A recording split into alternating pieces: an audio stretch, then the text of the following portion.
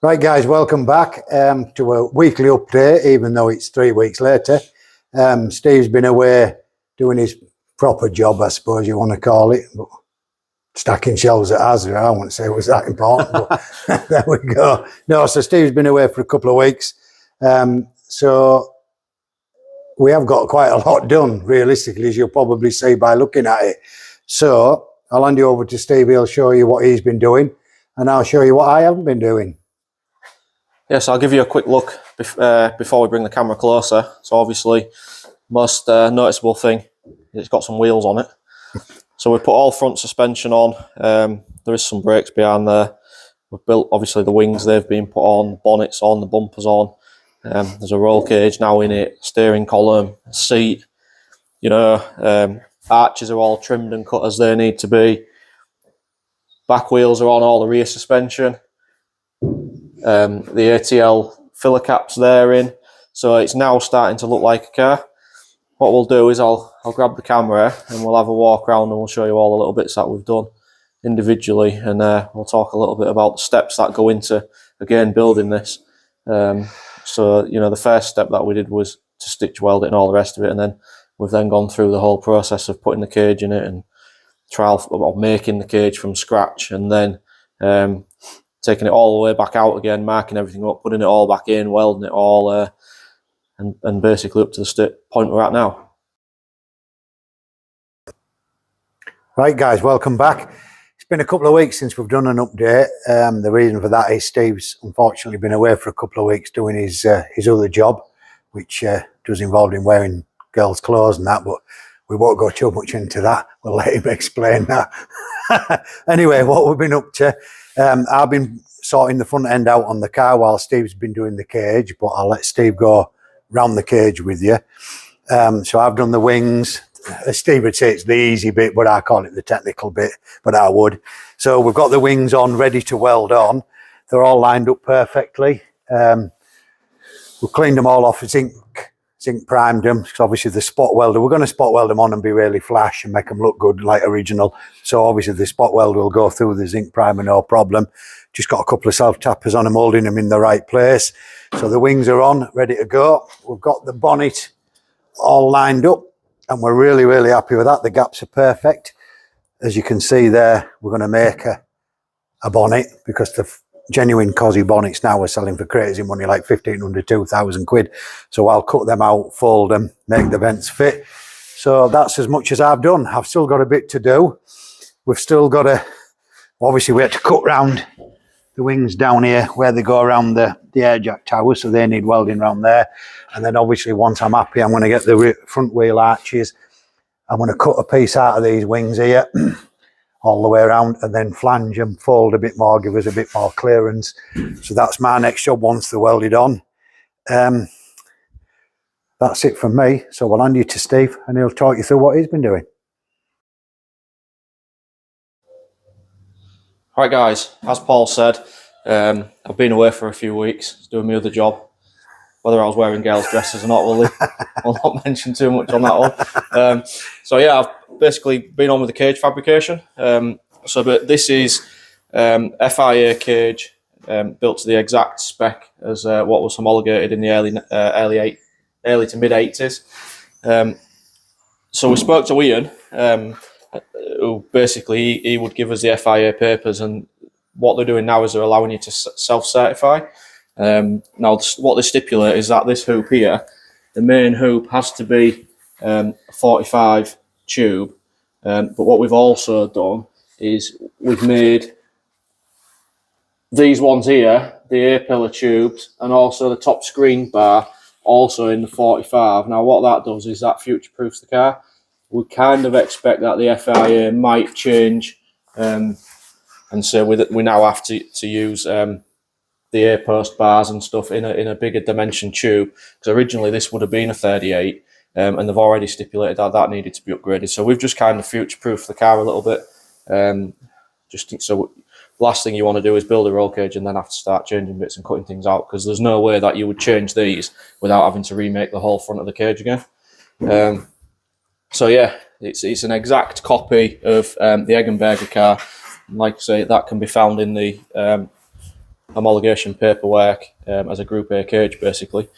So yeah, that's where we've been at with it. Everything else is obviously in 38. All the notches are done. So what I'll do now is the cage will get taken out of the car. Everything will get labelled up as to what side and where it goes, and match marked and all the rest of it. It'll all get taken out of the car, and then we'll start off with the main hoop and the A-bars. So as you can see down here, these are obviously the spreader plates. So that's 3mm steel, and there is an actual dimension that needs to be. You can't just put little small ones. It has to fit a certain size. Now, to allow us to get in and weld up at the top, what we're going to do is we'll actually take this plate off, and we'll cut or hole saw a slot in the sill so that we can drop this tube down into the sill, which will give us more or less 100mm of clearance, and we'll drop the whole top end down. That'll then allow me to get in and weld around the tops of all these tubes. It'll also drop the screen bar down, because as this all comes down like this will fall away and I can get in around the top. Then what we'll do is we'll lift the cage back up again. These will get slotted under, and then I'll weld around these spreader plates, and then once these bars are in position, I can then start adding the extras. Now what we need to be careful of is when we put these in, we notice that when this bar goes in, you can't fit this one if this one's already in. So what I will have to do is I'll have to like mark up number order of this tube needs to go in and be sat in place before this one comes down over the top. Then once that's in, you can pull it up. So there is a little bit of playing about with it to make sure it goes in properly. We don't want to weld one tube in and then realise we have to cut it out because we can't get the other one in. I have already welded these bits. So I've welded these ones in here. So these 3 tubes are on each side of the car are together. This one will come out, and then that'll move that way. The one on that side will move in this way. Just so that everything goes back together a little bit easier when we put it back together. But yeah, again, made all this up, took the simple angle finder, took the dimensions, worked out the angles, worked out the spring back on the steel that we've used. Again, the steel meets FIA requirements. This is CDS. There is a wall thickness that you have to use. I think it's 2.64mm or thereabouts, which is what we've used. But to give you an idea of some of the tooling that we've used, this is the tube bender that I use. It's quite a basic tube bender. I've converted it and put the hydraulic ram on it, which means I don't have to bolt it to the floor. Tube, you get the different size dies. One on the floor for 45, that's a 38, which is more or less all you'll need if you're constructing roll cages. And again, you just work out your angle, a couple of degrees extra for your spring back, and that's more or less how you go about putting the cage together. And the other tool that we've got that makes life easier, you can't use it on all of them, but is a tube notcher. So basically what we do with this, that's a vice on, basically a vice on the end. We can change the angle. So if you know that cage, that's basically becomes one part of the cage. So this is a 45 roller that's in it at the minute. So the roller's 43 plus the paper thickness gives you the 45. And what you do is as you pull that in, it notches out the corresponding tube. That gives you a really nice fit. What you don't want is massive gaps everywhere. So I think that's it, guys. One thing I'll just mention that Steve has forgotten, the reason why we drop the roll cage into the floor is to save us removing the roof skin. Now, as you can see on this car, the roof skin's still original and intact, but we don't want to disturb that. So by dropping the cage into the floor, where Steve mentioned there, means you can weld right round the top of the cage, then lift it back up, put the plates in, perfect. Rather than taking the roof skin off, we think it's a much better way of doing it. Guaranteed you can get all the way around the bar, so it's welded all the way around like it should be, and just a lot nicer, neater job. So yeah, we're looking forward to it now. Steve's just now he's got it all made, all cut, all tacked in place. We're happy with everything. All the positionings are exactly where they are, where they should be compared to my Bastos car, because that's obviously a cage we've copied, a proper FIA cage. So now Steve can dismantle it, mark it all up, and then put it all back in and start fully seam welding. So hopefully by the end of the week, we'll update that for you, add it to this video, and you'll see the cage completed. Right, we'll start at front at car and slowly work our way backwards and show you how far we've got and what we've been up to. So first thing, which was my little job, I suppose, being a panel beater, is to put all the wings and front end on. As you can see, they've all been spot welded on. I know it's a bit anal, but I can't help myself. I love spot welds. I like things to look like factory. So we've spot welded all the front end on. Non-genuine wings, but we've got pretty good gaps. We're really, really pleased with them. Yeah, happy. Other bit that I got involved mainly with was the fuel fillers at the back, as Steve mentioned earlier. These are a mega pain in the arse to do. These aren't the permanent bolts, by the way. We've got some little button heads on order, which they should have, but exactly the same as the Bastos car and all the genuine Eggenberger cars. We've done 10 bolts, exactly how Rudy did it.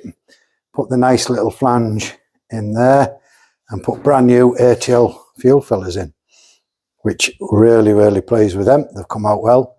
As I say, not an easy job to do, but they're done. Body kit's all on. All the arches have been roll folded. The body kit's only sat on because obviously we'll paint all the kit off and then bond it on, but we don't want to bond the kit on and then paint it on the car. We want plenty of paint behind it, and etc, etc. All doors are final fit. They're all in place now, so we could get the wings on. And as Steve says, all the back ends in, the front ends in. We've done that mainly over the last couple of days. If you maybe want to come to it back, Steve, and have a look underneath, people will be able to see it's all the brand new Eggenberger parts.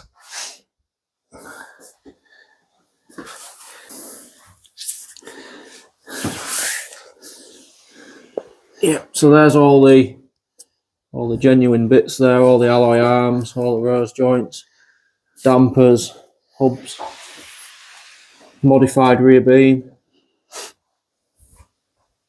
Yeah, it looks good. As you can see, there's not very much standard Sierra left under there. Right, we'll show you the cage, what Steve's been doing. One thing I will show you that I was really, really keen on Steve doing, and it's something that if you know an Eggenberger car, you'll see on their cars that I know it's finicky, but I wanted it done because it's exactly as Eggenberger car should be. And if you see there, the cage is notched so you can get to the top mount bolts. And Steve's done it exactly as I wanted it, notched it out. As I say, exactly as Eggenberger cars were done in period. You'll see it better there with light on it. And I'm chuffed to bits with that. I know it's daft, but I like it. So I'll hand you over to Steve and he'll show you what he's been up to at Restic Cage. Yeah, so we may as well start with the door bars. Probably one of the easiest bits that there was to build is the door bars. So again, every single piece of this has been measured off Paul's other car. And then we've made each individual piece. This is probably the most difficult bit to get in because you've got so many tubes running in together. So that took a bit of working out of, once we'd made it and I took it back out to put it back in, I had to label up that this tube had to go in before this one. And these ones also had to go in before other tubes. Otherwise, what you end up doing is welding a load of the cage together and you can't get some of the tubes in. But yeah, again, around there, look, fits really nice around the air jack. You just about get a Rizzler paper in the back of there. So yeah, that fits really nice. It looks like we haven't done a great deal, but you know, we haven't just bought a cage off the shelf. We've made it from scratch, and that's really what takes the time. Yeah, I'm chuffed to bits with it. And as we said, we cut holes in the sills, dropped the cage down, so all round the top of the cage has been welded properly without taking the roof skin off, which is the proper way of doing it. Another thing worth maybe pointing out is that you've had to not only add cutting bod holes in the outer quarter panel, there's also the inner quarter to cut out as well to allow the fillers to come through. So that looks smart, that, doesn't it? I wonder who did that. Best bit of job, that in the front end. Yeah, really, really chuffed with it. Come along so far in the last week and a half. It's unbelievable, really. We've both worked hard on it. Pleased with what we did as well. We prepped all the floor before Steve welded the cage in, because it'd be a nightmare to try and get in there to rub all that down when cage is in. So we prepped it. We're even thinking about the painters, you see, making their life easy.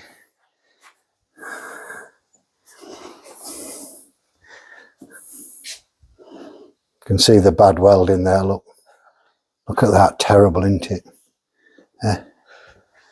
Who'd have thought it? He's welded the cage to the body as well, where he could.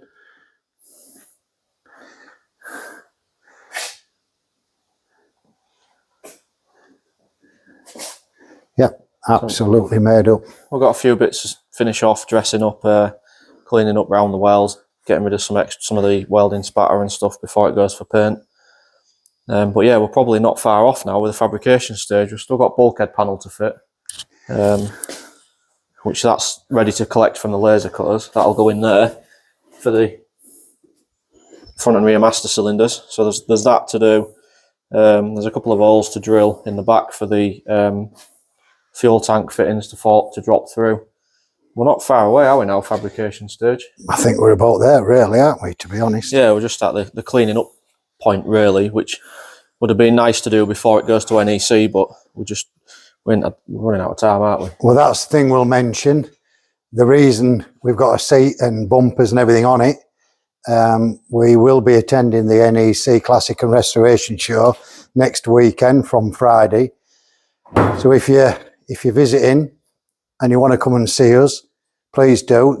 This car will be there, so you'll be able to have a look at it close up and see what you think to it.